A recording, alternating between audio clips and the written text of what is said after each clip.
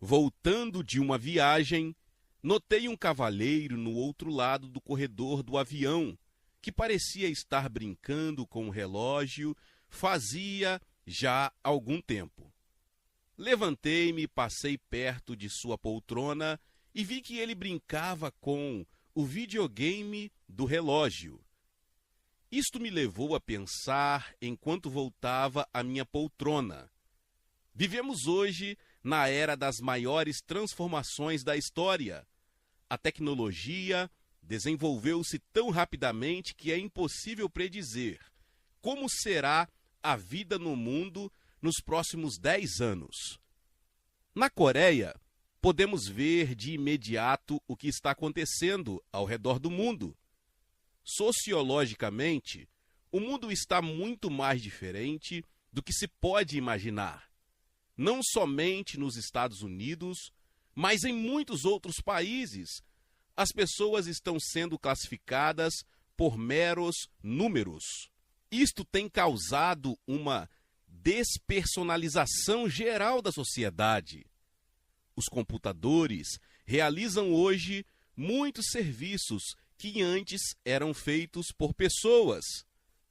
Palavras como bytes, chips e software estão se tornando parte integrante de nosso vocabulário.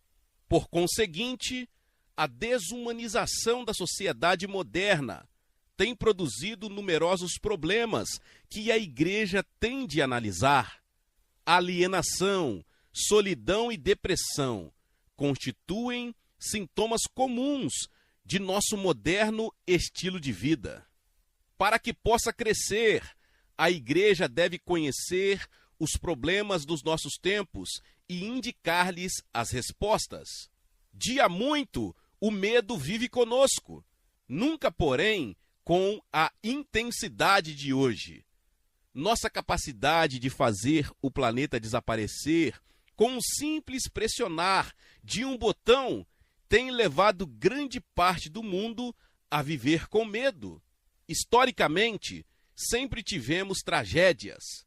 Contudo, os sistemas atuais de comunicação instantânea têm nos conscientizado de mais catástrofes, guerras, terremotos e revoluções do que nunca antes. Outro fato que desafia a Igreja hoje é a explosão populacional. No ano 2000, calcula-se que haverá mais pessoas vivas neste planeta do que a soma de quantas já morreram. Entretanto, apenas pequena porcentagem da população mundial detém a maioria dos recursos do mundo. Por toda parte, existem desigualdades. A injustiça, a opressão e a desumanidade crescem sempre. Qual é o lugar dos representantes de Deus nesses importantes problemas? Tem a Igreja alguma utilidade para a sociedade atual? A todo instante, ouvimos essas perguntas, formuladas não apenas por liberais, mas cada vez mais por outros crentes evangélicos sensíveis a tais problemas e preocupados com eles. Alvin Toffler, renomado escritor norte-americano, recentemente escreveu um livro que fala das alterações sociológicas atuais e procura dar-nos uma perspectiva fora do comum com respeito a elas. Em seu livro, A Terceira Onda, ele analisa o passado em termos de ondas da experiência humana. Usa a metáfora das ondas porque elas se misturam umas às outras, de sorte que muitas vezes coexistem, não obstante permanecerem distintas. A primeira onda, que durou milhares de anos, foi a sociedade agrícola. A segunda onda foi a Revolução Industrial, que teve início no século XIX. A terceira onda, a do futuro, é a que estamos experimentando agora. Contudo, a definição de Toffler não é fácil de se compreender. Embora o livro me pareça interessante, acho que o autor não poderia predizer o futuro com a mesma clareza com que descreveu o passado. É sempre mais fácil ser historiador do que profeta. Preocupa-me o fato de que muitos ministros do Evangelho consideram um mal as mudanças que estão ocorrendo. Esquecem-se de que é Deus e não o diabo quem está no controle do futuro deste mundo. Todos os problemas presentes e futuros não são necessariamente obstáculos, mas oportunidades. A igreja não pode ser vítima da mudança, deve ser a luz orientadora em meio a ela. Não tenho a mínima dúvida de que o livro mais lido tem as respostas na forma de princípios para os problemas com os quais se defronta a última parte do século XX. Contudo, a verdade de Deus, a Bíblia, precisa ser interpretada de sorte que o mundo entenda a sua mensagem. Jesus não citou a Bíblia, ele tomou a palavra de Deus e a interpretou para satisfazer as necessidades das pessoas às quais ele servia. Para crescer, a igreja deve atender às necessidades da sociedade.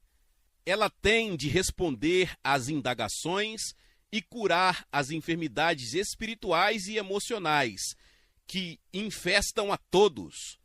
No futuro, a igreja terá de lidar com os problemas que a desafiam no presente e então proclamar e viver com eficiência a realidade das boas novas. Para isso, é preciso que identifiquemos os problemas fundamentais com que nos defrontamos. Lembremo-nos também de que o mundo não tem respostas para as necessidades básicas do homem. Ele só pode fazer perguntas. Nossa responsabilidade é ouvir com atenção, analisar as perguntas em espírito de oração e responder com humildade. A ciência não tem respostas para as necessidades humanas e sociais. Contudo, é útil para dar-nos informações e dados. Quando os cientistas tentam desempenhar o papel de profetas, geralmente dão saltos de fé maiores que os cristãos. Robert Oppenheimer, cientista e um dos pais da bomba atômica, tentou imiscuir-se no papel de profeta na década de 1960. Declarou que, devido ao progresso da ciência, o futuro seria brilhante. No futuro, os cientistas poderiam resolver os problemas do homem. Contudo, 20 anos depois, temos mais problemas sociais do que o doutor Oppenheimer teria imaginado. A verdade é que os cientistas estudam as enfermidades humanas partindo de uma base de pressupostos errados. Visto que o problema básico do homem é espiritual, a resposta deve ter uma base espiritual. Só quem está em comunhão com o Espírito Santo pode lidar efetivamente com os problemas do mundo, e assim fazendo, preenche o vazio da necessidade humana e se torna mais pertinente na opinião da comunidade. Nossa mensagem deve ser apresentada com clareza e concisão. Temos de ventilar problemas importantes para a nossa comunidade. Devemos considerar as perguntas que as pessoas estão fazendo e dar-lhes respostas honestas e específicas. Nenhum outro grupo possui um livro-fonte eternamente verdadeiro. Somos os guardiões do manual do fabricante para uma vida melhor. Nosso Criador comunicou-nos as regras que funcionam. Entretanto, o mundo não está cônscio das direções claras que Deus nos deu. Certa vez ouvi um ditado que me pareceu verdadeiro: se tudo mais falhar, leia as instruções. A sociedade não está funcionando, mas onde estão as instruções? Estão na Bíblia Sagrada. O Espírito Santo está à espera de que nos comuniquemos com ele para que possa tomar a verdade eterna e aplicá-la especificamente aos nossos problemas presentes. A mensagem bem-sucedida. Um princípio fundamental de êxito. usado nos negócios é: encontre um vazio e preencha-o eficientemente. Este mesmo princípio funciona na edificação de uma igreja bem-sucedida. Toda cidade tem algo de que preocupar-se. Pode ser desemprego, inflação, energia, crime, política ou outra coisa qualquer. Preencha o vazio. Comunique-se com o Espírito Santo e descubra o que ele tem para dizer acerca do problema. Ele o guiará às passagens bíblicas corretas. Quantas vezes lemos que Jesus tomou um rolo no Antigo Testamento, leu um capítulo e a seguir começou a falar sobre os versículos que havia lido? Poucas vezes. Por quê? Porque ele sabia como prender a atenção das pessoas. Que adianta ter as respostas para algumas perguntas que as pessoas não fazem? Devemos responder às perguntas que estão sendo feitas. Jesus lidou com problemas como os impostos cobrados pelos romanos e atitudes para com os pobres e maltratados. A seguir, deu as respostas vindas do Pai e apoiou suas palavras com as Escrituras. Ao examinar o ministério da igreja no Novo Testamento, vemos um grupo que contava com poucos intelectuais, que dispunha de poucos recursos financeiros, mas que mudou o curso da história. Este é o tipo de igreja que pode, no fim da presente era, satisfazer as necessidades da raça humana na hora de sua maior provação. O necessário é que a igreja complete o processo de restauração, isto é, restabelecer a igreja ao seu equilíbrio, ministério, verdade, unidade e poder iniciais. Escatologicamente falando, creio na verdade de que há um período vindouro em que o mundo passará por grande tribulação. Creio que o anticristo se manifestará e os homens receberão a justa recompensa por seus atos.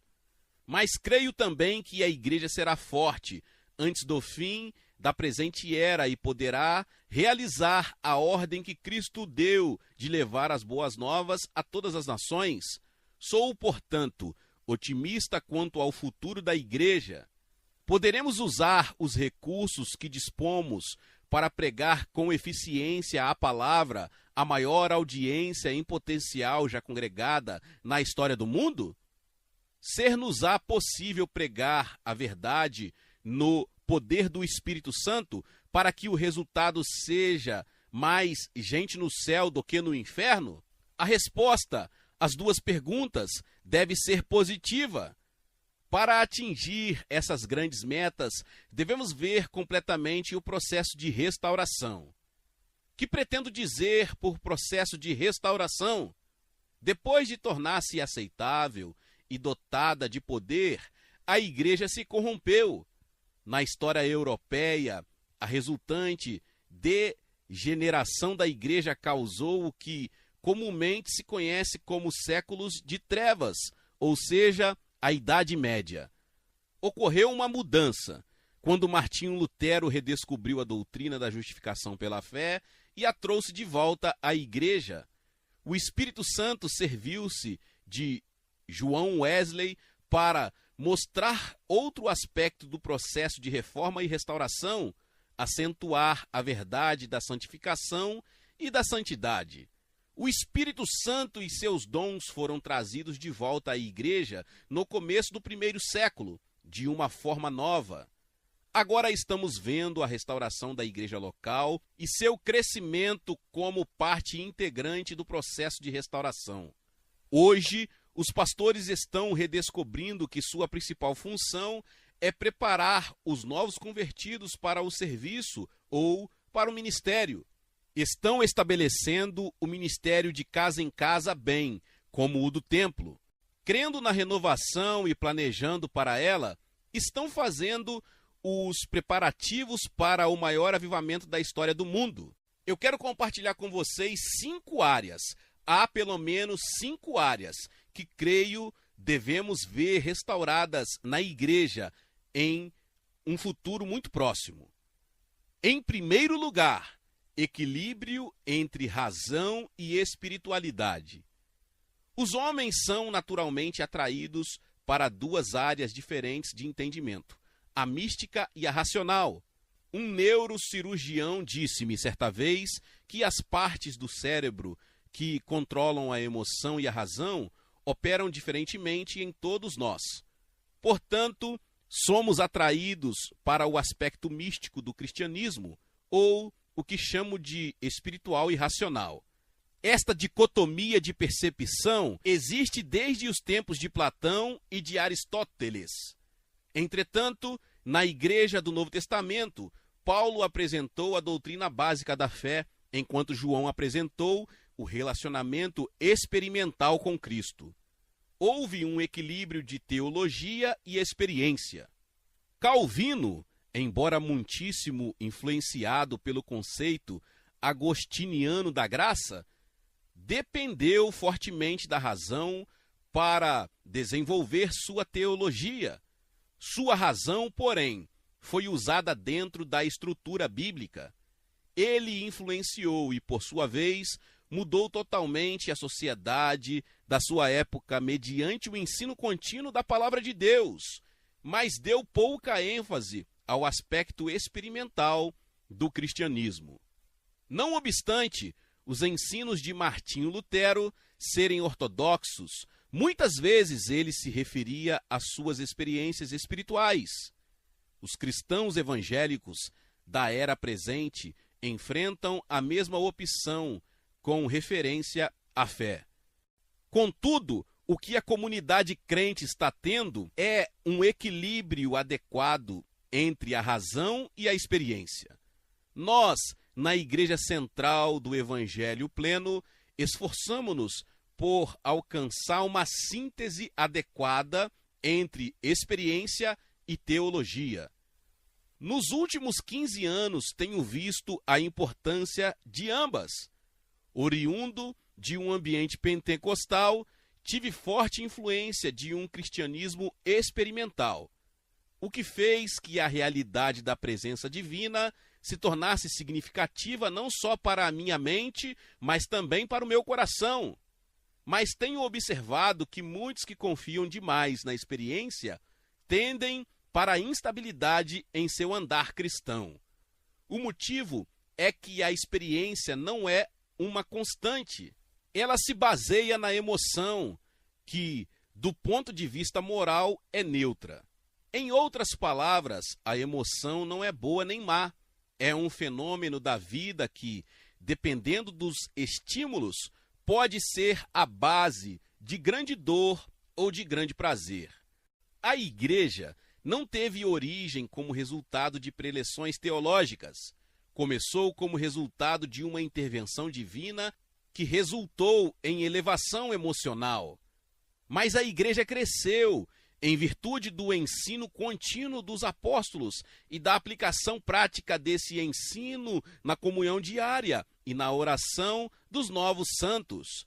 A ênfase de nossa Igreja não tem desprezado o aspecto experimental, em particular, a experiência muitíssimo importante que é o novo nascimento.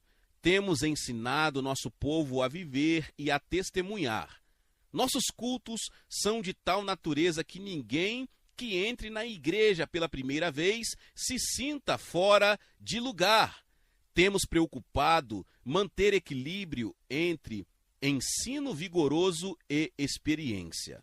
Por outro lado, tenho observado que em muitas igrejas que acentuam puramente o ensino e negam a experiência, os membros têm a tendência de ser estéreis e mortos.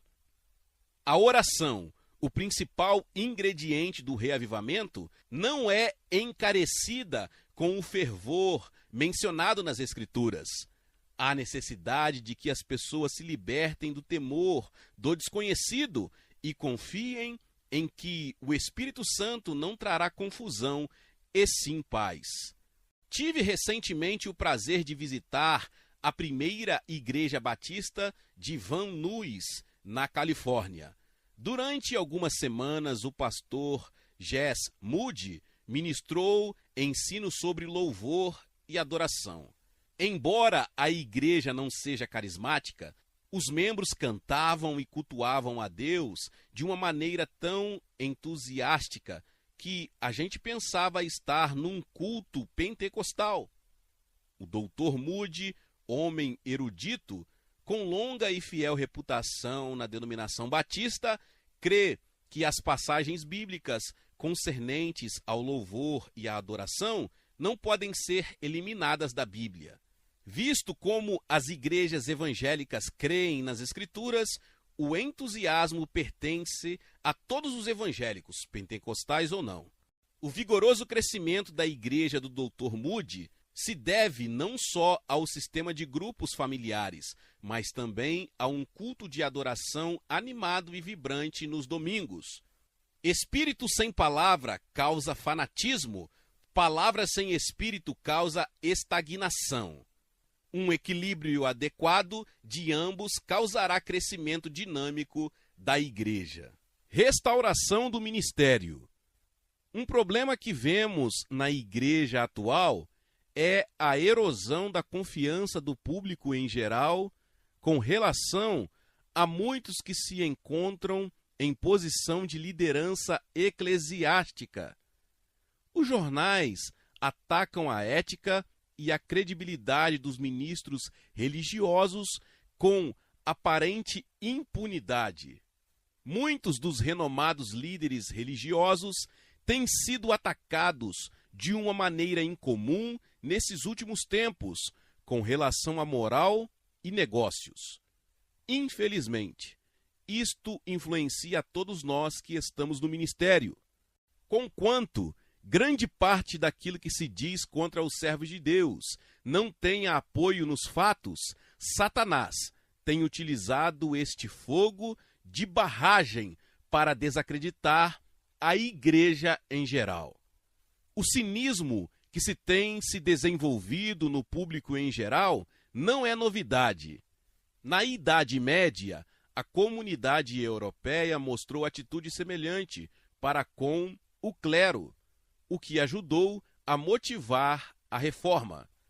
Hoje, há necessidade de uma nova reforma, e esta deve começar pelos líderes da igreja. O profeta trata deste assunto no capítulo 34 de Ezequiel, que corresponde ao 23 de Jeremias. Deus censura os pastores de Israel em termos fortíssimos. A base de seu juízo divide-se em 4 partes. Em primeiro lugar, Deus responsabiliza os líderes pela salvaguarda das ovelhas. Em segundo lugar, o cuidado devido das ovelhas as impedirá de transviar-se. Em terceiro lugar, a alimentação devida proporcionará segurança. E em quarto lugar, a raiz do problema está na preocupação do pastor com as próprias necessidades e não com as do povo. A resposta de Deus é explícita. Davi seria levantado como pastor e Deus seria mais evidente para as ovelhas. A esta altura, o povo seria abençoado e bem alimentado. Há necessidade, nesta última parte do século XX, de uma restauração do ministério. A palavra ministro significa servo e não governante. A base de nossa autoridade não é judicial, mas voluntária. As pessoas seguem minha liderança não porque tenham de fazê-lo, mas porque o desejam. Que é que faz 300.000 pessoas desejarem seguir minha liderança como pastor? É simples. Sabem que sou seu pastor porque estou a serviço delas e porque o Senhor Jesus Cristo está operando por meu intermédio. Portanto, não posso aceitar o crédito pessoal pelo êxito, que com toda a honra pertence a Cristo. Ele é o pastor. Eu sou o pastor ajudante, cujo dever é executar suas instruções. O fato de sermos simples servos do povo deve demonstrar-se por ações e não por palavras. Em primeiro lugar, Nossa atitude não pode ser arrogante, deve ser humilde. Em segundo lugar, nosso estilo de vida não pode pôr em dúvida nossos motivos. Em terceiro lugar, nosso ministério não deve salientar o perfil pessoal. Em quarto lugar, nossos recursos não podem ser usados para edificar monumentos a nós mesmos. Em quinto lugar, nosso tempo não pode ser gasto em atividades que não tragam benefícios diretos à igreja. Em sexto lugar, nossa vida de oração deve ser mantida para que o grande pastor possa dirigir-nos ativa e continuamente. E em sétimo lugar, nossos desejos devem ser purificados de tudo quanto não pertence ao reino de Deus.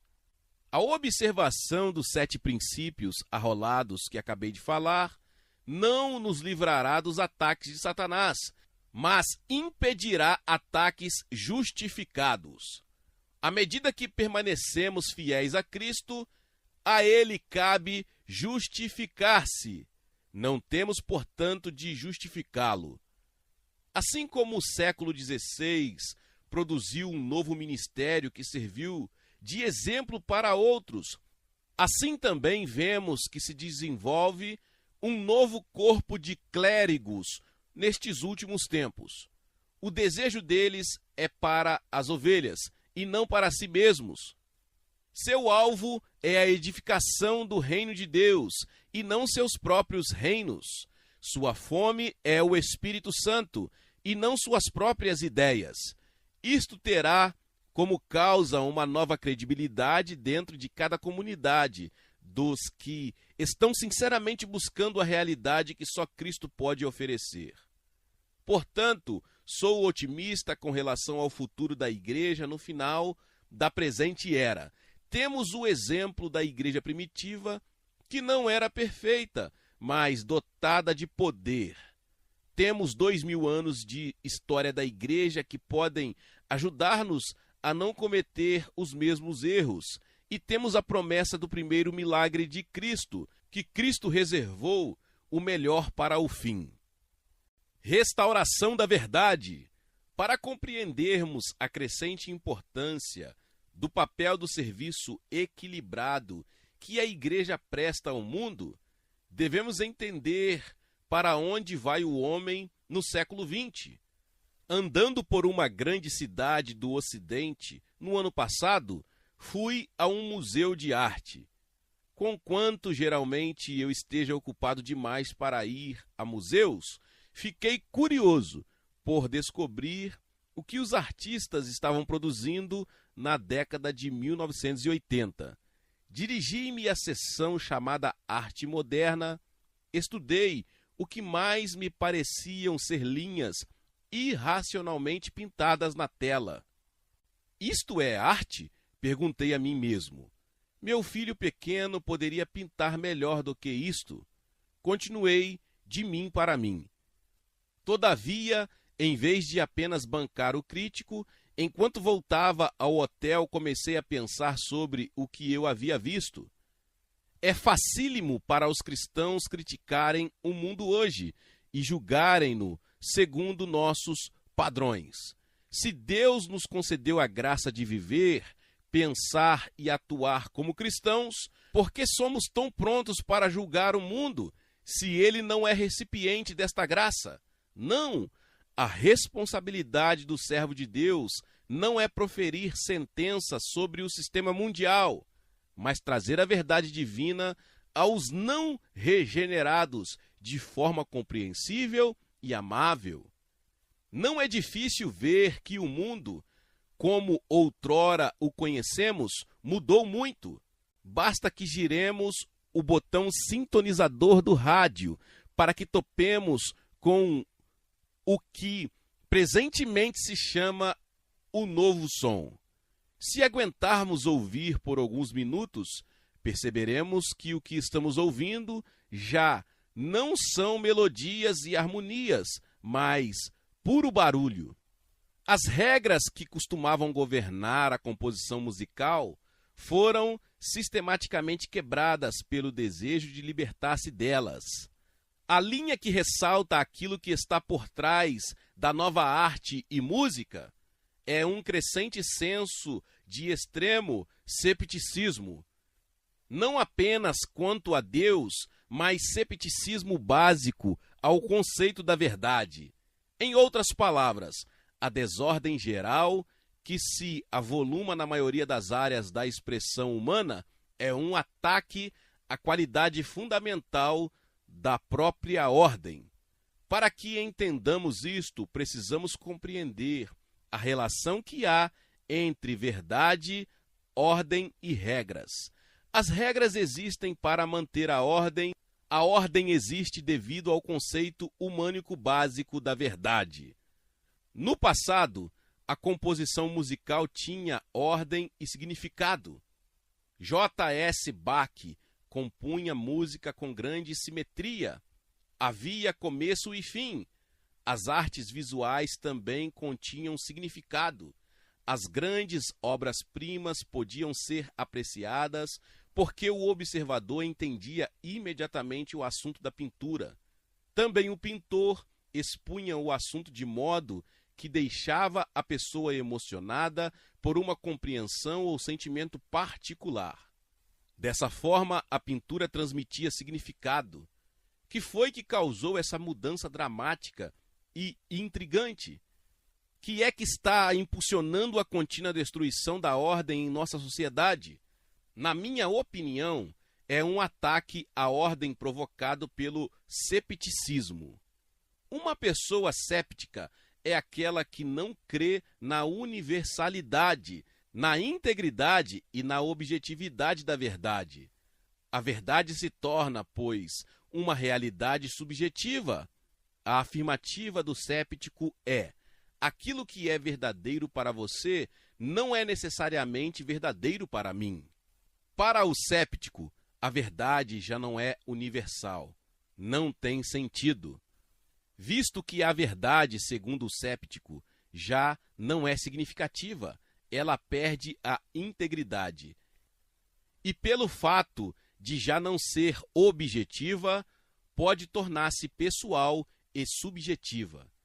Então o céptico pode justificar sua ética como sendo situacional, isto é, aquilo que é certo pode mudar dependendo das circunstâncias.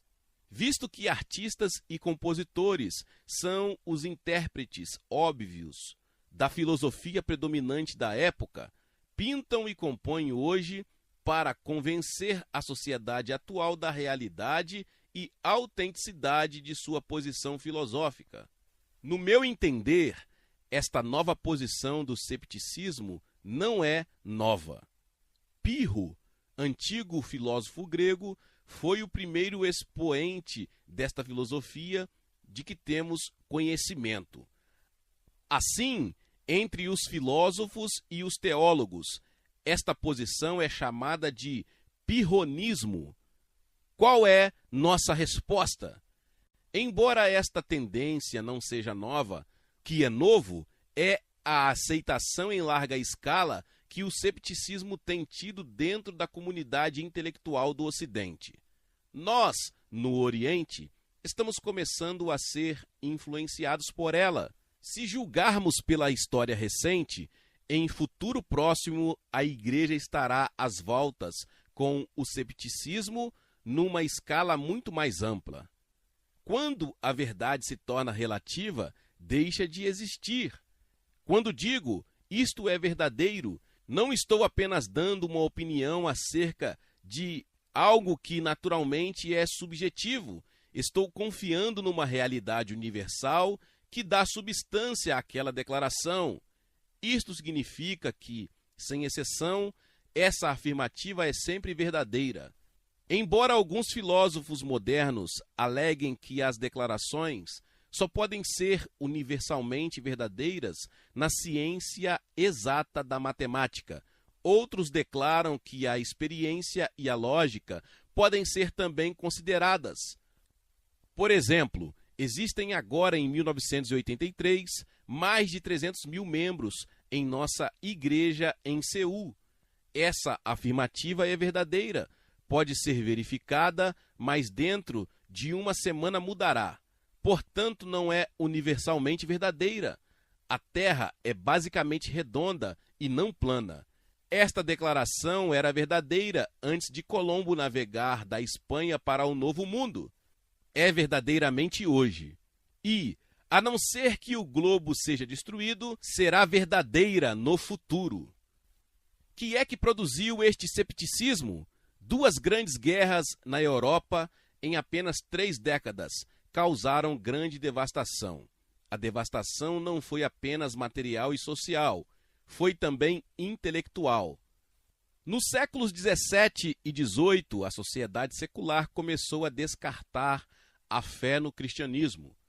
Por outro lado, em particular no século XIX, a comunidade intelectual começou a ter fé na capacidade do homem criar uma sociedade pacífica, justa e duradoura, usando para isso a lógica e a razão. Muitos teólogos também participaram desta opinião filosófica predominante.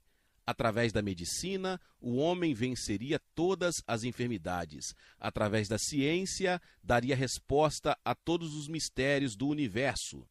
Uma vez respondidas todas as perguntas, a humanidade poderia criar paz na Terra. A atitude para com a religião era de que esta desapareceria como desapareceram os antigos mitos. Portanto, o homem tinha confiança em si próprio.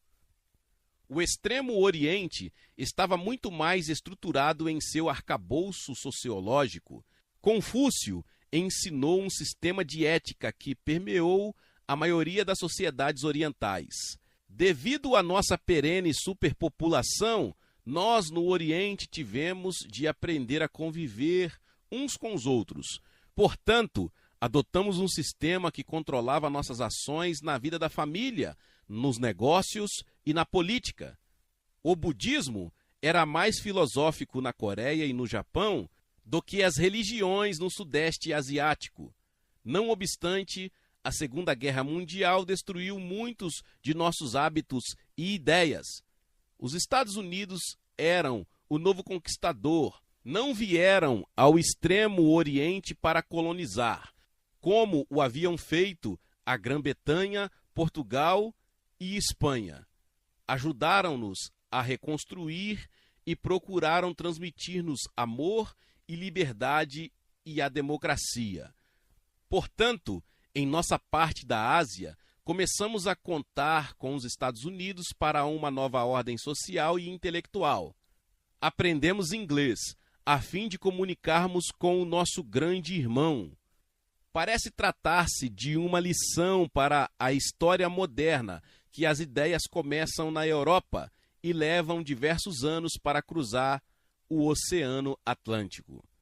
Uma vez que se tornam parte da cultura norte-americana, são transportadas por filmes, televisão e literatura ao restante do mundo em desenvolvimento.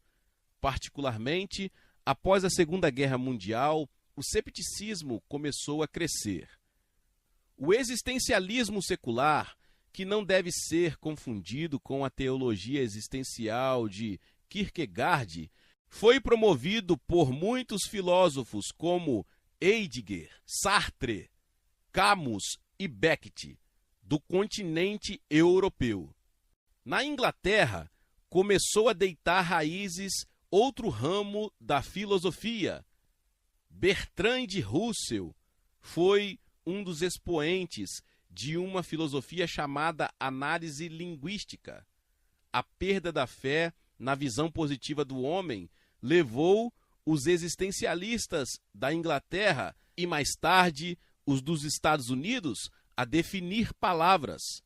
Pensavam que, entendendo as palavras usadas na língua inglesa, a comunicação podia ser um meio para o progresso.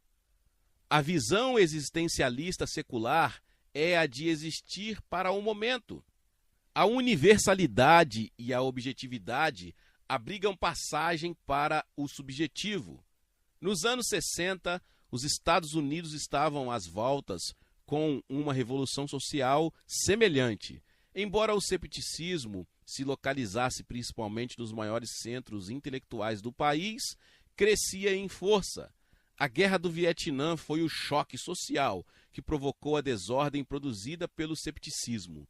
Naquele tempo, foram atacados o patriotismo, a fé no Deus Supremo e até os mais fundamentais elementos da estrutura social norte-americana. Embora os Estados Unidos tenham vencido os aspectos mais indiciosos do cepticismo, os elementos básicos ainda funcionam na arte e na música. As implicações sociais e intelectuais revelam-se nos filmes e nos livros exportados para todo o mundo. Os filmes que agora trazem anti-heróis como personagens centrais, os programas de televisão que pregam a aceitação da imoralidade e da promiscuidade sexual, e os livros que proclamam a liberdade total do indivíduo, a expensas do bem-estar da sociedade, e influenciam rapidamente o restante do mundo. A prosperidade das últimas décadas só tem proporcionado mais lazer para as práticas que nós cristãos detestamos.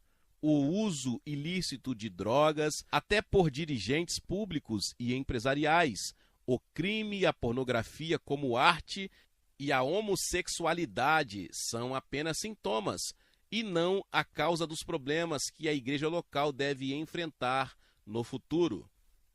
O problema básico é o cepticismo, que ataca a universalidade e a objetividade da verdade. Que podemos fazer a fim de preparar-nos para atender às necessidades desta geração perdida? Não somos filósofos nem teólogos. Cristo nos chamou a todos para amar. Devemos, portanto, observar 3 princípios básicos. Número 1, entender o problema. Número 2, entender a causa do problema. E número 3, revelar a verdade na prática. Nossa missão de pregar tem se tornado mais prática em virtude de muitos fatores. Não temos de satisfazer a fé que o homem costumava depositar na ciência e na tecnologia a fim de atender às necessidades humanas e sociais. Também não estamos enfrentando a grande fé que o homem tem tido em sua bondade inerente de que ele não precisa ser salvo de coisa alguma. Portanto, no presente e mais ainda no futuro, poderemos falar aos corações abertos ao Evangelho. O ataque à verdade tem produzido um vazio que só Cristo pode preencher, porque Ele é a verdade. É preciso entender o problema. Conforme declarei anteriormente, o problema não é a desordem na arte, na música e na sociedade em formas crescentes. O problema é mais complexo. É uma incessante e crescente rejeição da verdade em sua forma universal e objetiva. O fato de seu argumento ser irracional não parece importunar os cépticos, visto como tem pouco desejo de serem racionais. Entendendo a causa do problema, não se chegou ao cepticismo racionalmente. O que lhe deu origem foi uma reação emocional à depravação do homem, que não é um fato novo para o crente. A Bíblia sempre ensinou que o homem não regenerado era basicamente pecador, e só a graça de Deus o torna moral e reto. Jesus levou o pecado à cruz, confiando no sacrifício de Cristo, que satisfaz a justiça de Deus. O homem é salvo do pecado. O futuro, portanto, é nosso. Só o cristão tem uma estrutura universal e objetiva da realidade. Temos o Criador, o Pai. Temos a fonte do entendimento, o Espírito Santo. Temos o exemplo, o Senhor Jesus Cristo. E temos o grupo óbvio que revela a verdade na vida diária, a Igreja. Captando uma visão de ilimitado crescimento, bem como organizando-se de uma forma que possa efetivamente lidar com esse crescimento, a Igreja pode preencher o vazio que os cépticos criaram.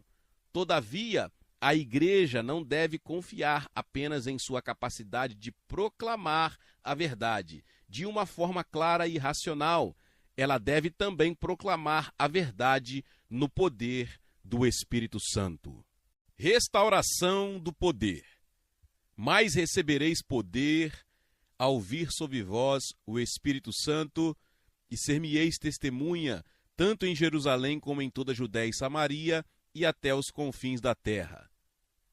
A diferença entre a pregação atual do Evangelho e a proclamação do Evangelho na época da igreja primitiva é uma questão de poder. Embora usemos meios mais poderosos de comunicação, a mensagem que pregamos parece ser menos potente. A diferença é o Espírito Santo. Não se trata aqui de uma declaração de fato apenas individual. É, antes, uma observação coletiva. Para entendermos o problema, precisamos estudar a promessa. Atos 1:8, que acabei de falar, apresenta dois princípios. Em primeiro lugar, a promessa é por natureza coletiva. O verbo recebereis está no plural. A promessa do poder é dada aos discípulos como grupo. A igreja recebeu certas promessas que pode reclamar como grupo. Embora possamos ver a manifestação de poder em pastores ou evangelistas, individualmente, a igreja como um todo não está no presente, manifestando o mesmo poder da igreja primitiva.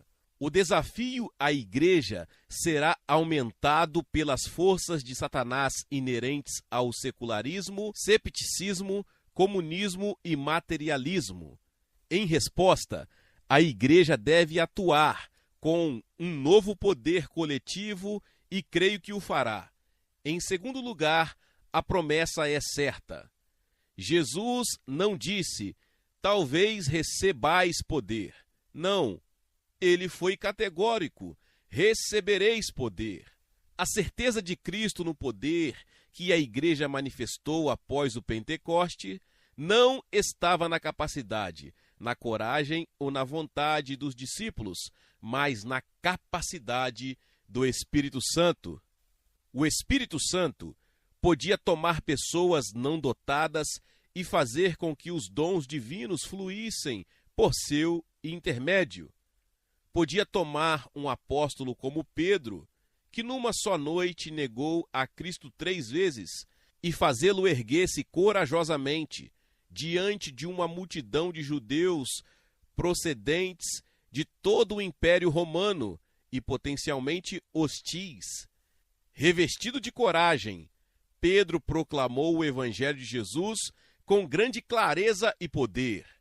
Cristo podia ter certeza por causa do Espírito Santo. Podemos contar com o mesmo Espírito Santo no fim da presente era para fazer guias espirituais do que agora chamamos pastores evangelistas, de proclamadores proféticos e testemunhas vigorosas de novos convertidos desinteressados. Poder em ação. Precisamos de poder para testemunhar. A promessa de Cristo em Atos 1:8 era definida: sereis minhas testemunhas. O dunamis de Deus não sugere apenas a intensidade da força, mas também a dinâmica do propósito. O poder que Cristo prometeu, martus no grego, transformaria os discípulos em testemunhas. A testemunha contém 3 aspectos básicos. Primeiro, Marte é a palavra derivada de martus, portanto, a palavra testemunha significa sacrifício. O Espírito Santo dá poder à igreja para que possa proclamar as boas novas de Jesus Cristo, mesmo que isso significa grande sacrifício. Em verdade, nos países em que a igreja se sacrifica ao máximo, seu testemunho é muitíssimo poderoso. Segundo, no grego clássico, a palavra significa uma pessoa que testemunha num julgamento. As testemunhas de maior credibilidade são as que conhecem de primeira mão determinado conhecimento, Se uma testemunha no tribunal meramente repete o que ouviu alguém dizer, seu depoimento é considerado testemunho auricular ou testemunho de ouvido. É tido como inaceitável e eliminado dos registros da corte. O Espírito Santo concede poder à Igreja para experimentar, em primeira mão, o esplendor e a glória de Cristo.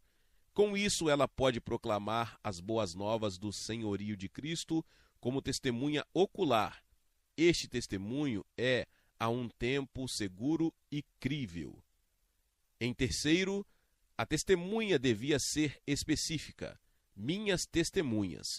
O Espírito Santo deu à Igreja poder para testemunhar as boas novas de Jesus Cristo. Ela não devia pregar nenhuma outra mensagem, conquanto o Evangelho tenha implicações sociais, políticas e econômicas. A mensagem fundamental da Igreja tem de permanecer: Jesus Cristo e este crucificado. A vida de Paulo é um exemplo perfeito deste ponto. Os capítulos 17 e 18 de Atos revelam a história de duas cidades, Atenas e Corinto. Atenas era o centro intelectual do mundo ocidental, Corinto era um poderoso centro industrial. Em Atenas, viajando sozinho, Paulo proclamou o evangelho usando seu poder intelectual. Em Corinto, acompanhado por Timóteo, Silas, Áquila, Priscila, Paulo proclamou o evangelho não só de forma racional, mas no poder do Espírito Santo. Em Atenas, a estada de Paulo foi breve. Em Corinto, ele permaneceu 6 meses. Não temos conhecimento de nenhum grande milagre ocorrido em Atenas. Em Corinto, a situação foi diferente. A minha palavra e a minha pregação não consistiram em linguagem persuasiva de sabedoria, mas em demonstração do Espírito e de poder. 1 Coríntios 2:4. Em Atenas, o relato bíblico não indica que se tivesse estabelecido uma igreja. Em Corinto, estabeleceu-se uma igreja forte e cheia de dons, embora mais tarde se dividisse em facções. Se a igreja quiser experimentar o crescimento dinâmico, é preciso que reconheça como um corpo a promessa de Cristo. O desejo do Senhor é que a igreja proclame a mensagem com poder, de sorte que o mundo séptico tenha um testemunho claro. Talvez o mundo inteiro não responda com fé, mas o mundo todo deve receber um testemunho claro antes do fim da presente era. Restauração da unidade.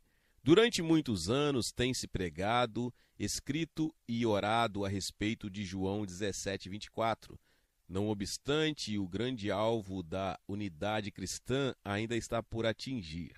Historicamente, o maior obstáculo que o cristianismo tem tido nas partes não evangelizadas do mundo são as muitas vozes que o proclamam, mas que se opõem umas às outras.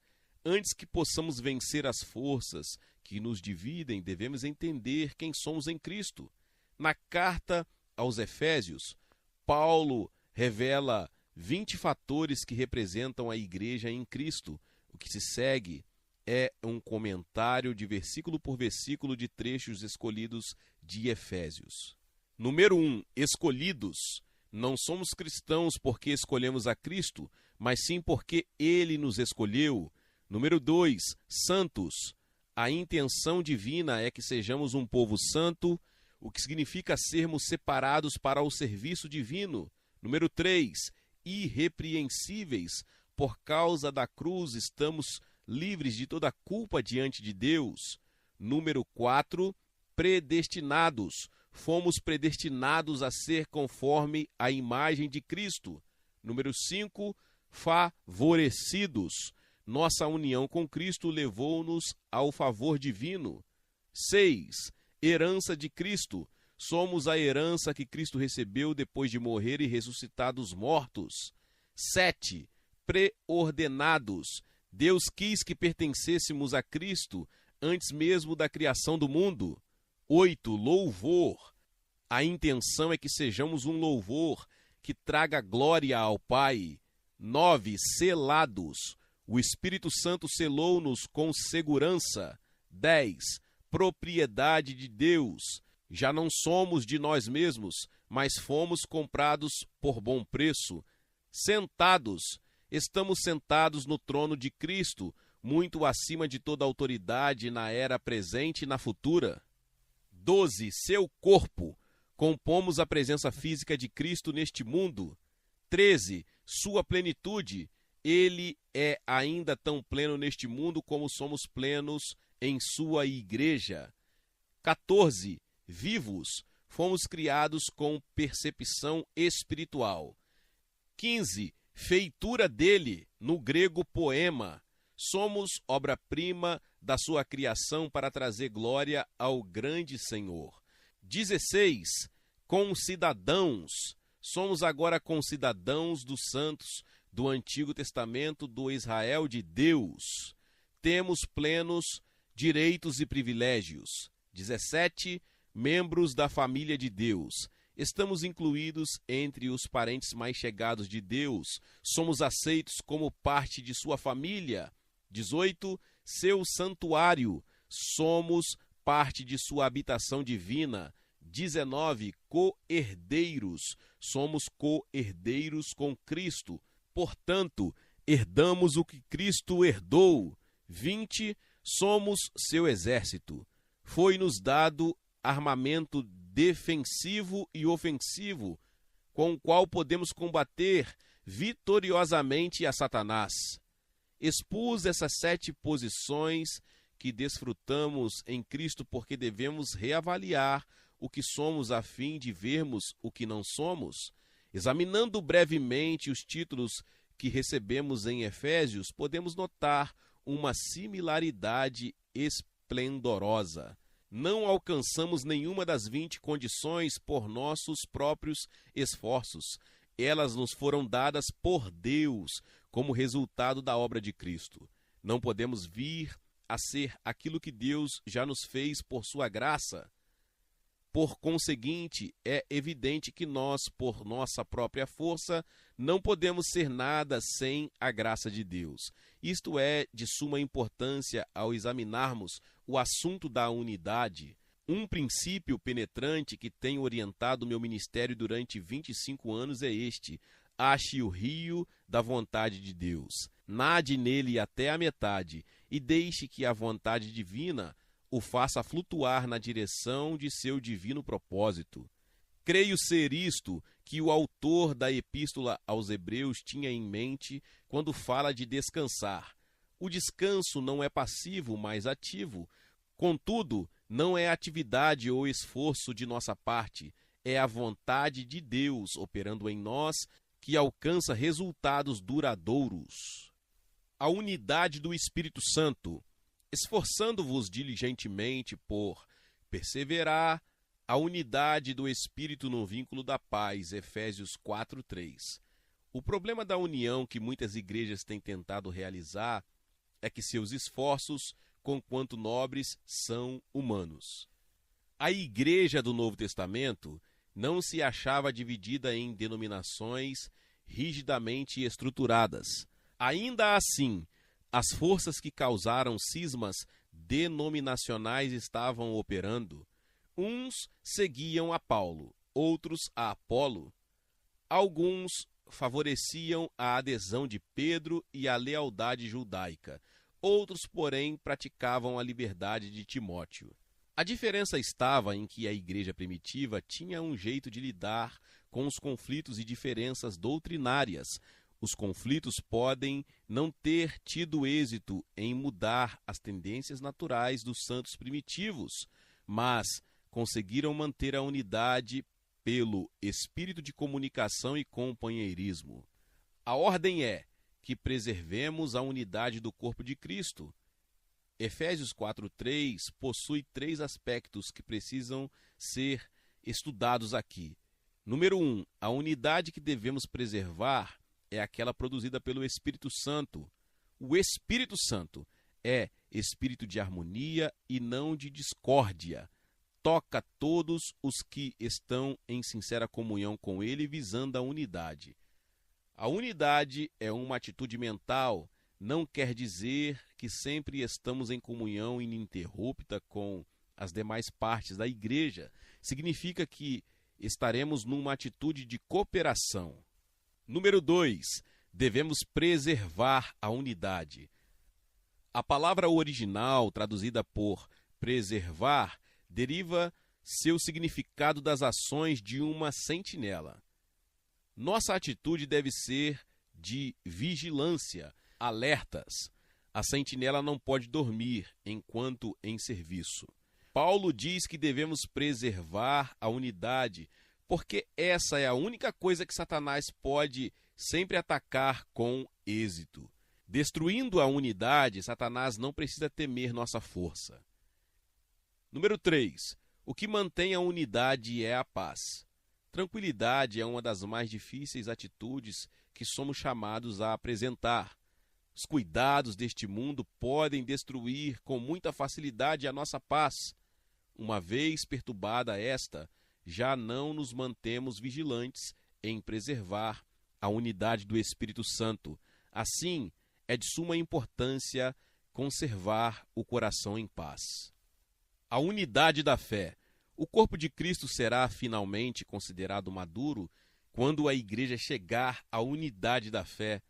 E ele mesmo concedeu uns para apóstolos, outros para profetas, outros para evangelistas e outros para pastores e mestres, com vistas ao aperfeiçoamento dos santos, para o desempenho do seu serviço, para a edificação do corpo de Cristo, até que todos cheguemos à unidade da fé e do pleno conhecimento do Filho de Deus, à perfeita varonilidade à medida da estrutura da plenitude de Cristo.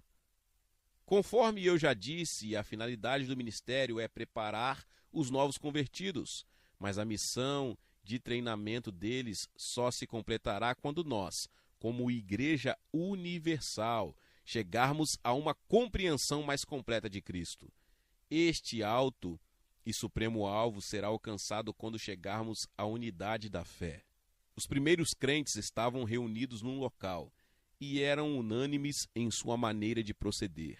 Quando o Espírito Santo concebeu a igreja, como crianças eram idealistas, mas ingênuos. No fim do século XX, temos a mesma oportunidade, com o mesmo Espírito Santo que deu início à igreja. Ele está trabalhando para aperfeiçoá-la. Temos 2000 anos de história para estudar e entender. Não temos escusa se repetirmos os erros do passado. A unidade coletiva conduzirá a um poder renovado da mensagem e do ministério, que levará a uma compreensão ilimitada. Esta nova compreensão nos introduzirá na maturidade coletiva que Deus está aguardando.